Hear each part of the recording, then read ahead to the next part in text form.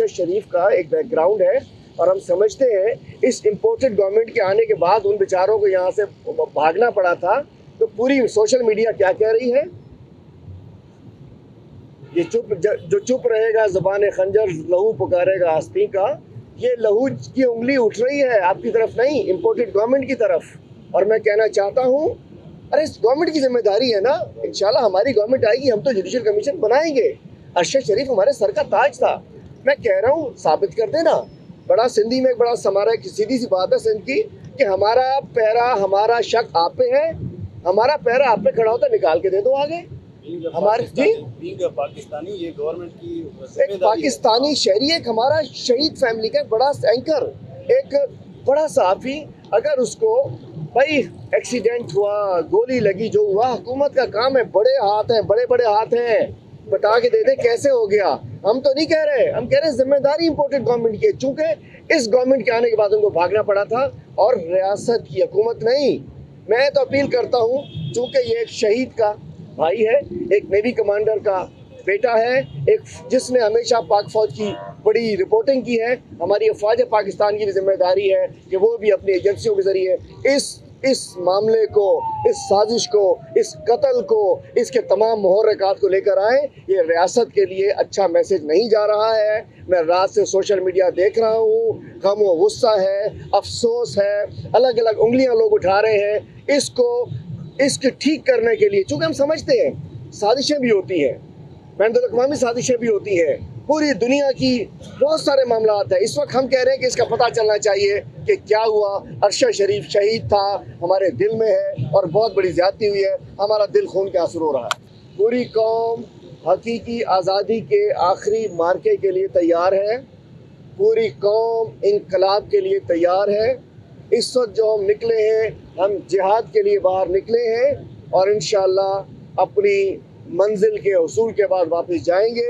हमें पूरी उम्मीद है कि इंशाअल्लाह जुम्मे तक हमारा कप्तान एक वाज़ेह ऐलान करेगा और इंशाअल्लाह इस मर्तबा वो मार्का लगेगा जो ना किसी ने सुना होगा, ना सोचा होगा, ना देखा होगा। और इंशाअल्लाह ये जो चोर जिन्होंने मुल्क को न जाने तबाही के दहाने पर पहुंचा दिया है, इन चोरों का, डाकुओं का इनकलाब के बाद इनके एहतसाब के दिन आने वाले हैं। हम अदालतों पे एतबार करते हैं। मुझ पे केस है दहशत गर्दी का कि मैंने टेलीफोन किया, टेलीफोन पे धमकी दी, दहशत गर्दी बन गई।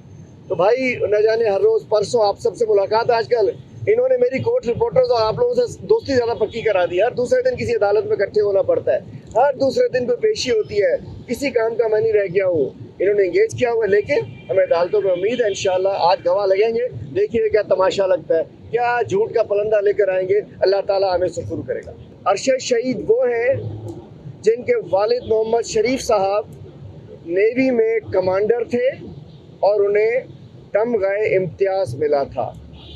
2011 में और 79 ईयर्स की उम्र में जब उनकी डेथ होती है तो अरशद शरीफ के छोटे भाई मेजर साहब, जो कि बन्नू में ऑपरेशन चल रहा था, बन्नू में उनकी पोस्टिंग थी, वालिद की इंतकाल की खबर सुनकर वो बग़ैर प्रोटोकॉल, विदाउट सिक्योरिटी वो अपने घर पहुंचते हैं और जब वो अपने घर पहुंचते हैं तो वालिद का जनाजा उठाने से पहले उनको भी शहीद कर दिया जाता है। और उसके बाद अरशद शहीद वो सहाफ़ी हैं जिन्होंने कई दफ़ा अपनी जान ख़तरों में डालकर फ्रंट लाइन के ऊपर, मोर्चों के ऊपर जाकर उन्होंने फ़ौज के इदारों के लिए कवरेज की। उन्होंने हमारे गाज़ियों का हौसला बढ़ाया, उन्होंने शोहदा के खराज तहसीन पेश करने के लिए वो अगले मोर्चों तक गए और उन्होंने हमारे अफवाज पाकिस्तान के इदारों के लिए भी उसके लिए एक भरपूर उन्होंने रिपोर्टिंग की। अरशद शरीफ धीमे लहजे में, सबूत के साथ, वज़न के साथ बात करने वाले हमारे भाई, हमारे एक शेर दिल सिपाही। मैं इसलिए कहूँगा, आप लोग भी सिपाही हैं, आप सहाफ़ी भी, आप लोग सच बोलते हैं। आज हम मुतालबा करते हैं कि अरशद शरीफ साहब का सबसे पहले तो उनको उनकी डेड बॉडी, उनकी लाश इस हुकूमत की जिम्मेदारी है, इस रियासत की जिम्मेदारी है कि खुसूसी तैयारे के ज़रिए फौरी इक़दाम करके उनकी लाश को पाकिस्तान लाया जाए। और उसके बाद ये सबसे बड़ी जिम्मेदारी है इन इदारों की, हुकूमत की, रियासत पाकिस्तान की, चूँकि आज एक बहुत बड़ा एक कंट्रोवर्सी क्रिएट हो गई है, एक बड़ा क्वेश्चन मार्क आया हुआ है, लोगों में बेचैनी है, मीडिया पे लोग परेशान हैं, पाकिस्तानी परेशान हैं कि ये क्या हो गया। इस जो भी मुहर्रिकात हैं, मैं समझता हूँ कि इसके खुदा न खास्ता इसके नताइज अच्छे नहीं होंगे, लोगों के दिलों में अजीब व गरीब सवालात उठ रहे हैं। तो ये रियासत पाकिस्तान की जिम्मेदारी है कि फौरी तौर पे तमाम मुहर्रिकात को सामने लाया जाए। क्या कैसे हो गया, वो बेचारे क्यों यहाँ से उन्हें जाना पड़ा, क्यों उन्हें छुपना पड़ा, क्यों उन्हें भागना पड़ा और किस वजह से उन्हें शहीद कर दिया गया। तो मैं कहना चाहता हूँ फौरी तौर पे इसमें देर ना लगाई जाए।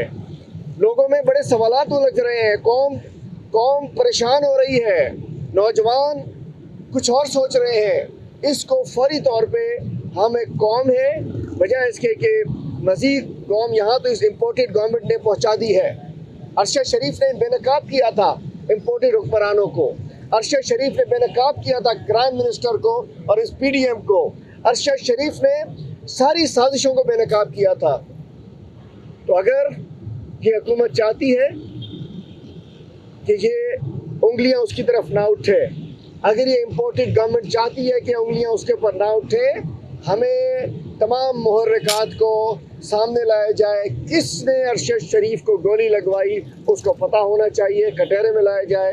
नहीं तो अरशद शरीफ हमारा हीरो था, हमारे दिलों का हीरो था, कौम के दिलों पर राज करता था, शहीद की फैमिली से था, शहीद का भाई था, नेवी के कमांडर का बेटा था। और वो शख्स जिसने हुब्बुल वतनी की मिसाल कायम की अरशद शरीफ के साथ हुआ। हम समझते हैं कि उसको फौरी तौर पे उसके जो भी कातिल हैं, जो भी वो लोग हैं, उनको उनके पेशकारों को, सहूलतकारों को सामने लाया जाए, पता तो चले क्या हुआ है।